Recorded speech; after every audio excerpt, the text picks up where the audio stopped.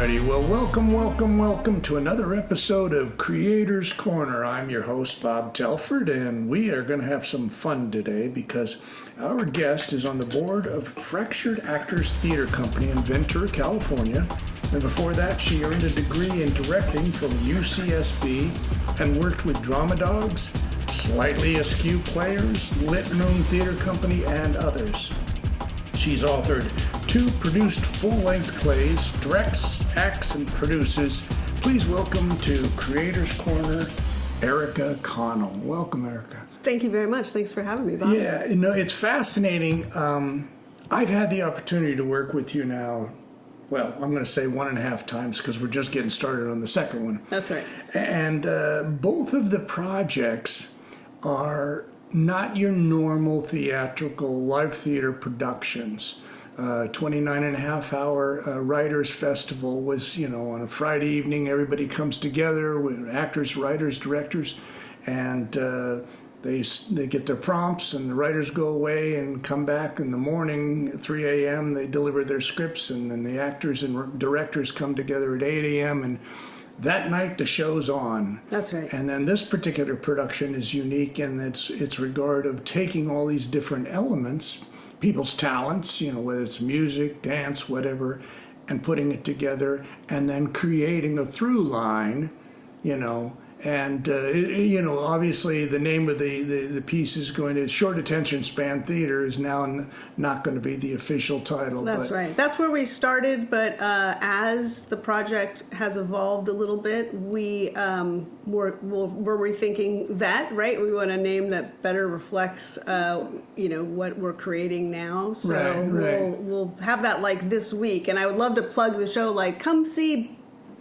blank, and we don't know what the blank is, but come see Fractured Actors. Right, which is fascinating because both of those productions are not what we would normally expect in terms of the timeline for live theater, the 4 to 6 weeks of. In fact, there's no writer workshopping with a dramaturge and all of the steps that would most people would go through to get a production mounted.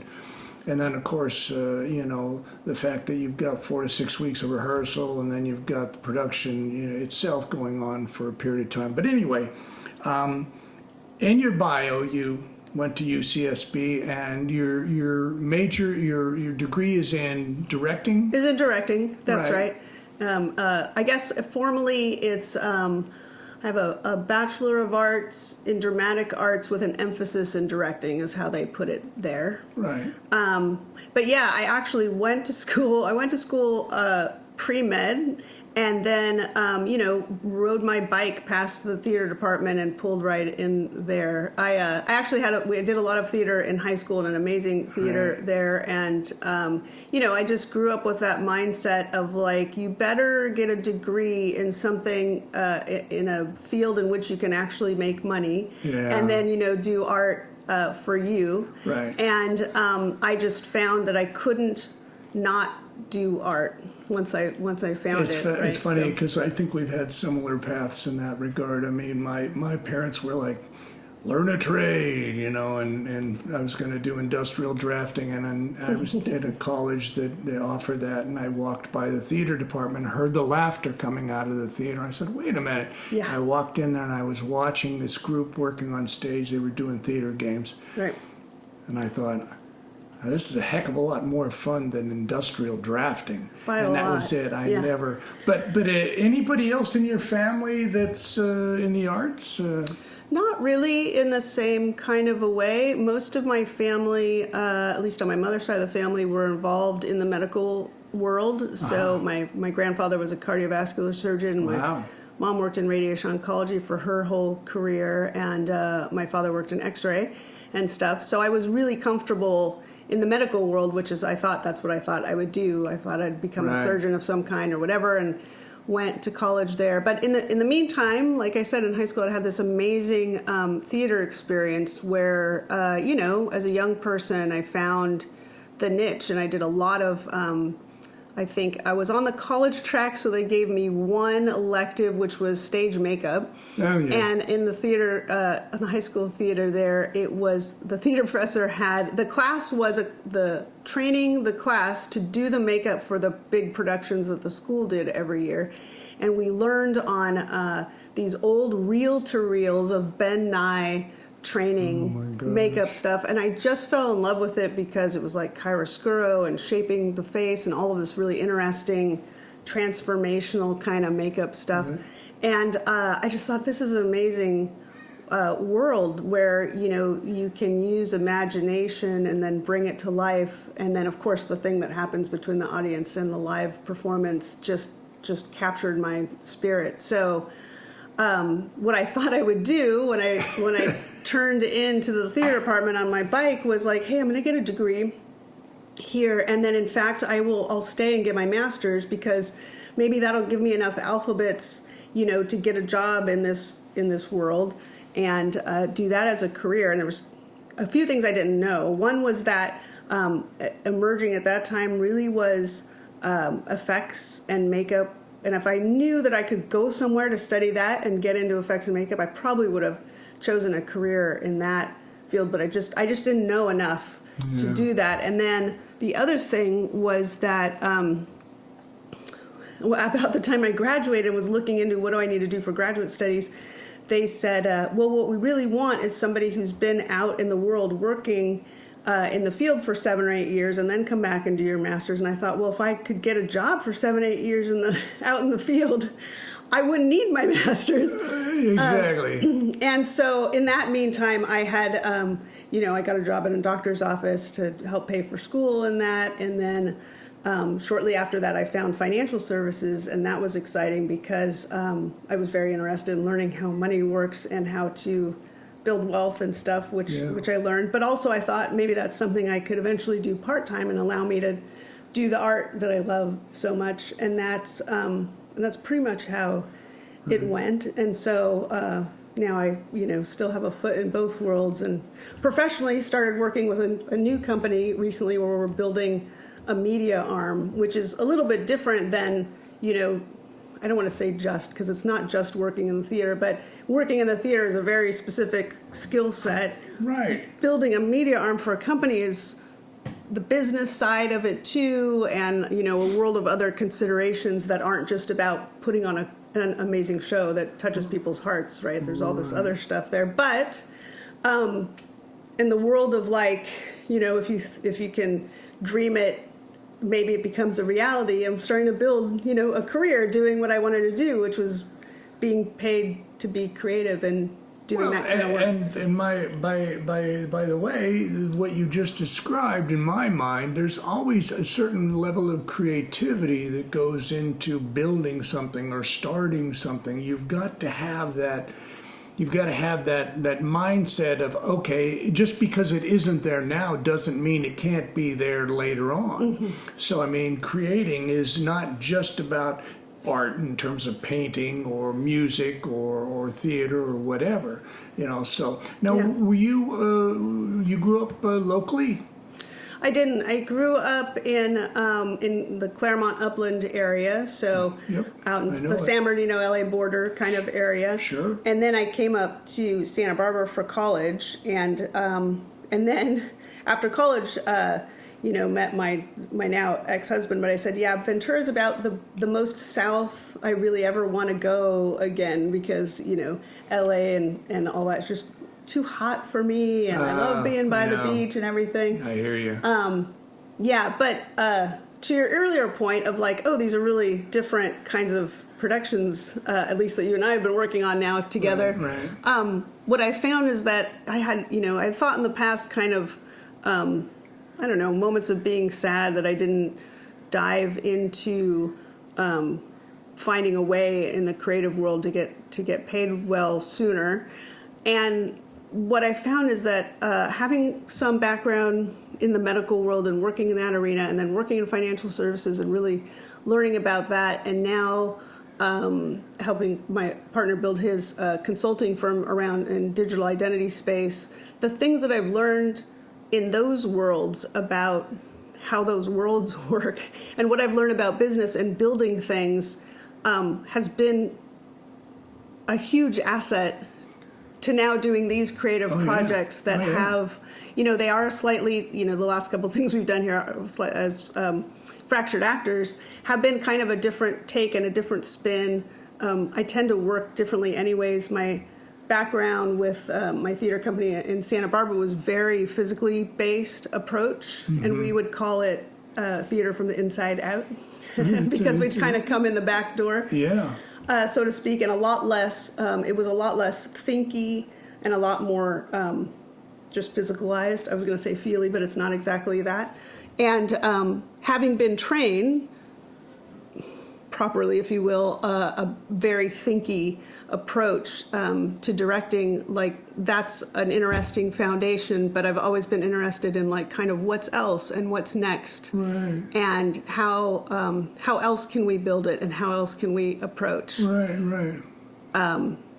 which has been fascinating. So I guess all of that is to say I'm actually really grateful for the convoluted path my journey has been to get to this point. Listen, we all it all helps. Yeah, we all take our life experiences are what make us who we are, and that's always going to impact what we do. I mean, something that you did 10 years ago is going to be entirely different today because of the things that have happened to you in the last 10 years. Yeah, it is sort of interesting. You mentioned your previous theater experience. And being, I won't say avant-garde, but it's a very different style. It's stylized theater, I guess is probably the best way to describe it. that's right. Have you ever, and by the way, the financial background that you have or you've been working in, you're also on the board of directors of Fractured Actors. That's correct. And I've been in that position where you're on the board, you have a responsibility to that theater company to keep it functioning. And that means making sure that it's financially sound and that you can afford to do, some of the productions that you'd like to do during the course of the year. Whether it's bringing in an outside production or mounting one of your own.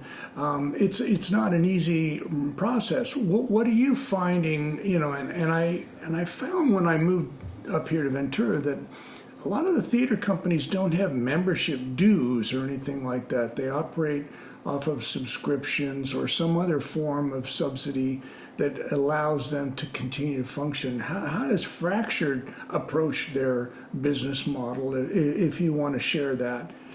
Well, that's a great question. So Fractured Actors, and I might get some of our origin story incorrect here, so apologize to the FAA. No one will hold us accountable. Origin story here, but Fractured Actors was started as kind of a subset of the Ventura Vineyard chapter that's here in Ventura, which is a church-based thing. And my understanding is that this particular instance of Ventura, or the Vineyard, which is Ventura Vineyard, was started by some folks who came out from the desert who were mostly like musicians. And they had a Friday night, like instead of whatever partying on the weekends, they're like, we just want to have like coffee house and play music and hang out on Friday nights. And so they'd always been with that kind of creative base. It was mostly musicians and stuff. And then later I think it was Brian and Kathy White who were early members of that church but are creatives themselves, and Kathy's an incredible blues singer, Brian's a great actor and director and such. They wanted to do some theater, and so the tagline for the theater early on was like #not a church play, because they thought like there's nothing worse than oops, can I say that? It's usually, people who are not creative but want to use theater to tell God stuff. And they kind of had a bigger vision for that, which was how can we look at, or why don't we dive into projects that may stimulate conversation and get people thinking, maybe maybe differently, or just considering their own maybe spirituality or place in the world, or who we are as human beings, some of those kind of fundamental things. And then around the time of the pandemic, Vineyard went through sort of a change, and Liminal Church of Ventura was born out of that. Because Jeff and Shannon had enlightened me to that whole, transformation. So now Fractured Actors operates under the umbrella of Liminal, which allows us to share a space with them. So we've created our little black box theater over there on Palma Drive, and the leadership there has given us a lot of leeway to continue this mission. Our mission as Fractured Actors is to develop community through bold storytelling. Yeah. So it's a pretty wide berth they give us to to be evocative and to tell the stories that are important, and again to touch people's hearts, and hopefully get conversations going that might not otherwise happen, and so on. So in that framework, we have a little bit of leeway. Our kind of, it's not really even a mandate, but if that word fits, we can use it for now, is to not go into debt, if you will. So which is, again, is a very smart approach. Totally. So our approach is about like, okay, let's, one of the considerations is let's choose shows that we, as we develop community, we can get community to come, and we try and offer, ticket prices that are not outrageous, and have enough shows where we know if most of our base comes and a little bit extra, we're going to do okay, and we, keep our expenses in check and like that. So to that end, one of the things I've been focusing on as a board member in the last few years has been about building like teams of people who want to do this work. So we want teams of producers and teams of directors and teams of backstage people and teams of tech people, and teams of actors are the easiest to come by.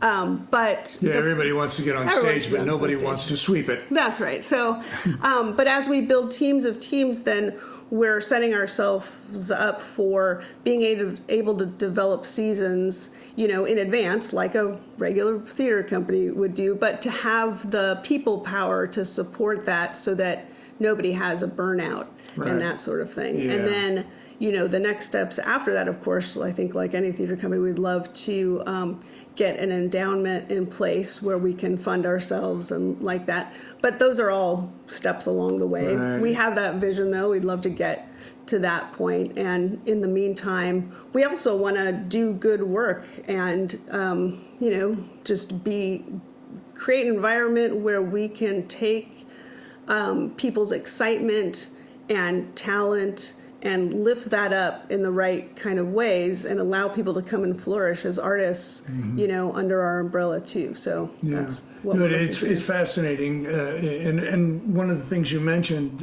when you were speaking there was the concept that you had put out to the group the other night on our rehearsal, which is teams. Yeah. And I think it's very important because invariably one of the biggest problems that I've experienced with theater companies is there's a nucleus. There's 3 or 4 people that are key members that do all the work, and the rest of the people want to be the stars. They don't want to do the work, and they don't want to go to the meetings, and they don't want to clean up and close the house and open and all those things. So it really is a smart approach, and I really, enjoyed hearing that because it's one of the things that allows you to avoid that burnout factor. Yeah. The other thing I'm intrigued by is the idea of doing something different. Not submitting yourself to the subscriber base or the gray-haired crowd, I like to call them, which is we're going to do musicals and we're going to do all the standards and we're going to make everybody happy. Whereas if you're doing something new and unique and different and interesting and something that's evocative, in my mind, that is what theater should be about.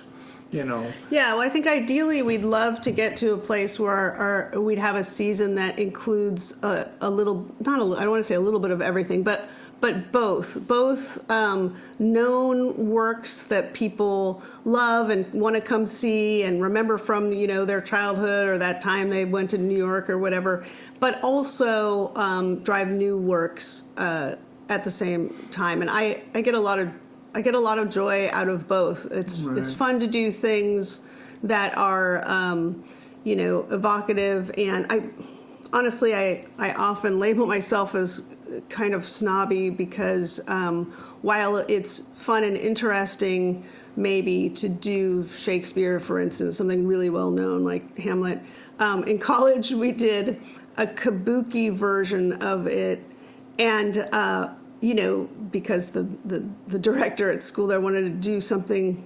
It was kind of like they wanted to do something new, but they wanted to do something old at the same time, and it was just so weird. Right. You know what I mean? Right. Not that I don't appreciate the classics, but it's like, been there, done that, like maybe too many times. Who wants to see another production of one of the Shakespeare plays? And I love musical theater maybe as much as the next person, but I also, grew up in the theater in high school with all of those big. We did Sound of Music, and we did South Pacific, and we did Mary Poppins' music. We did all of these things, and I'm like, okay, that's lovely, but and there's this great value in not ignoring history, right? And looking back at things, and the kinds of ways that taking a moment to reflect can help enhance the now and inform choices into the future, which is cool, and I appreciate that. But also, there's a lot of people in the world and a lot of talent and a lot of local talent. So I also love being able to work with local writers and local artists, and the doing something new is really interesting to me. So I get excited about that too. And so FA's done a little. We've done both.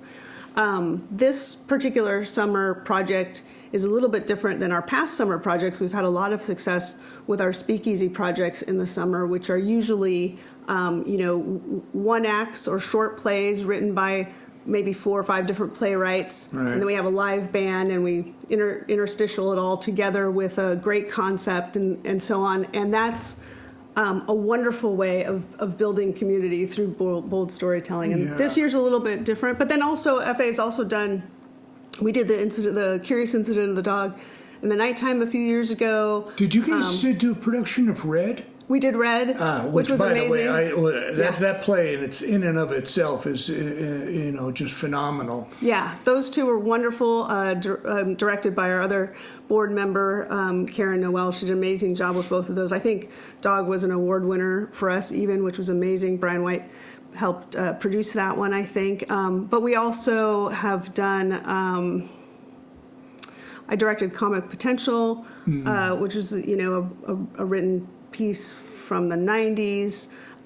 We did Freud's Last Session, which was a 2-man show where Freud was a character in C.S. Lewis, and if they had gotten together and had some conversations, what would that look like? Yeah. We also did Inherit the Wind. Okay. So, There's again, a message in that one too. Yeah, that's right. This balance of new works and already known and produced works is fun. So we like to do both, I think. Now here's a question: you in your bio you mentioned that you had written 2 full-length plays. Yeah. Let's take those for example. What can you tell us about those? So one. So I was working with my theater company in Santa Barbara called Drama Dogs. We found ourselves, when you mentioned these like kind of key people that emerge in a theater company, we had 3 women. I was the youngest of us 3, and we were 10 years apart. So we felt like we had 3 generations of women, and we were talking about this concept of the generations and women's I can rights, already progress, see and whatever. where you're going with this one. So the other one of the other women and I went through the directing program at UCSB together. We decided to write a show about our particular generation. So she wrote a story of her mother and her daughter. So 3 generations of ladies there, and I had myself, my mother, and my grandmother, and we kind of made these threads of women, and then merged those two together to tell women's stories kind of across the decades. And we tried to look at, in these 3 sets of stories each, look at a scenario that each woman faced that was the same, but how they looked at it from their generational space. So Wow. how time impacted Yeah, sure. the same kind of situation. And so that was a lot of fun, and we developed it with Drama Dogs, and they liked it so much they ended up producing it, which was fun. So we had Yeah, an actual that's audience that great. got to come and see it. Yeah. The other one I did was, there was a time I was working actually with a local church's youth group, and they wanted to do something interesting and different that was also not churchy. I'll say that with air quotes, not churchy at all. And I said, well, let's write one up. And they had a concept about, it was based on a play that already exists, and I'm afraid I don't remember that playwright's name, but that concept was about a kid. Let's see. The cast found themselves in this like liminal space where one of the kids in the group had, I think, killed themselves, and it was this place where I know it wasn't that they killed themselves. They were it was like a school shooting scenario. So Gotcha. there were these 6 kids in this space. One of them was the shooter, as it turned out. Like maybe 3 or 4 of them lived, and 2 of them passed on. And so it was like if they had met in this, it wasn't really a purgatory, but sort of like that. And then what happened? So the kids got really excited about this show, and they wanted to write a show that was about teens' experience in the world where school shootings were a thing, and bullying and suicide was a thing, and whatever. And so we crafted a show around that with them that they contributed a lot to. Right. And I wrote it up, and then we produced it, and did it in front of audience and both stuff. Both of those are intriguing. It's fascinating because I'm getting a sensibility that you love a little bit off. Instead of mainstream, you want to explore the areas that are not. And by the way, I think it's important to do that because in many cases, what you do is you end up exposing topics that people maybe are not comfortable, hearing about or discussing or whatever. It is true that I do like the things around the sort of topics around the fringe, and to my mind, it's like I have some good friends that are documentary filmmakers, and I think documentary film is amazing and fascinating as its own genre and Sure. stuff. But also, there's a world in which that is the world that we know on some level, right? And so I think a lot of times mainstream theater, when it's great, it has a certain universality to it. Mm-hmm. But that I guess the other side of that coin is it's really pretty known.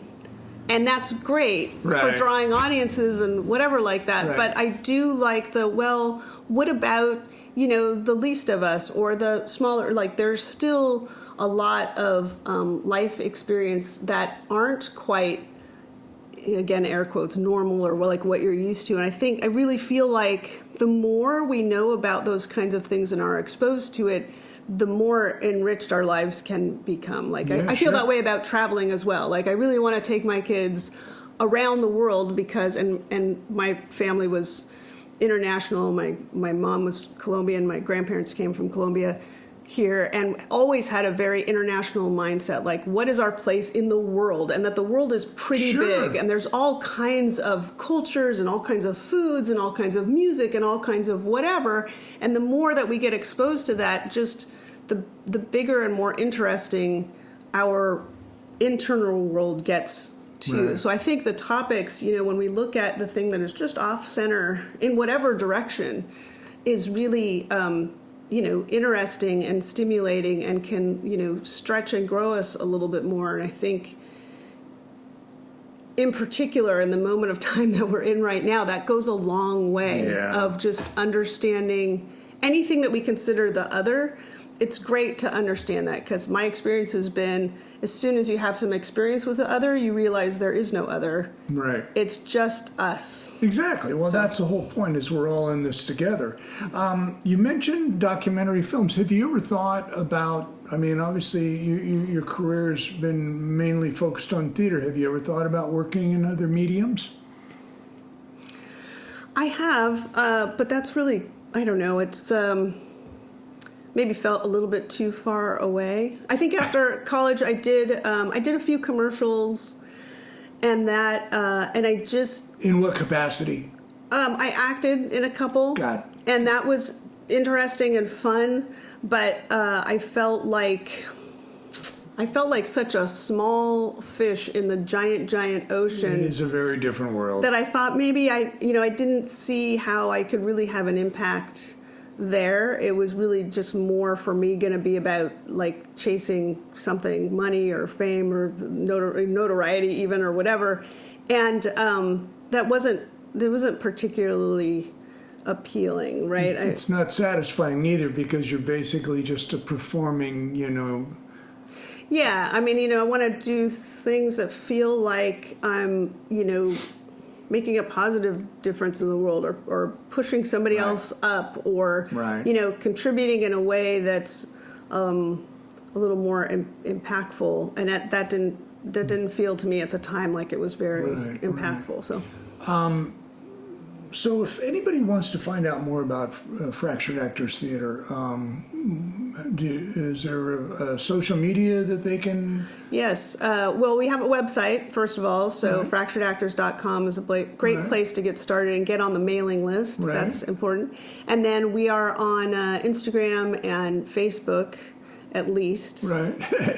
I don't remember if we have a Twitter presence. I don't think. Or X, Twitter is probably... Not a lot of folks are using that anymore, is the vibe I get from it. So, but we are available there. And, and our, I would be remiss if I didn't, mention also, because we talked about, I think we mentioned Brian and Karen, who directed some of those shows. Sure. There's two other members of our board, Jared Banks, who kind of heads up our tech support and tech world, right. And then Shannon McNally, who you've had on this show sure. before, is they both are amazing writers, but Shannon in particular is amazing talent for comedy. She's one of the most... got a wonderful energy. She really does, and she's really one of the most talented people that I know. She's really, really funny on stage herself, and has incredible writing chops and directing. So she's also on our production team and working on this Shummer show, along with Brian. So with the three of us, it has really felt like we can do this project that's a little outside, what we normally do. It's a little challenging, it's a little stretching, but they both have been kind and generous to trust me steering this ship that's a little, it's a little different than how we normally sail the thing, but they've both been kind and generous coming along, and so I hope I can do them proud. We'll see how it goes. Oh, that's awesome. Well, this has been a real joy, having this conversation with you, and I appreciate you taking the time to, expend some of your energies and whatnot for my podcast here. But Erica, thank you so much for joining us on Creators Corner. Thank you so much for having me, Bob. It's been a pleasure. And we'll get to work on the short attention, whatever the new title is, theater. Yes, All absolutely. right. Thank you. You bet. Thank you.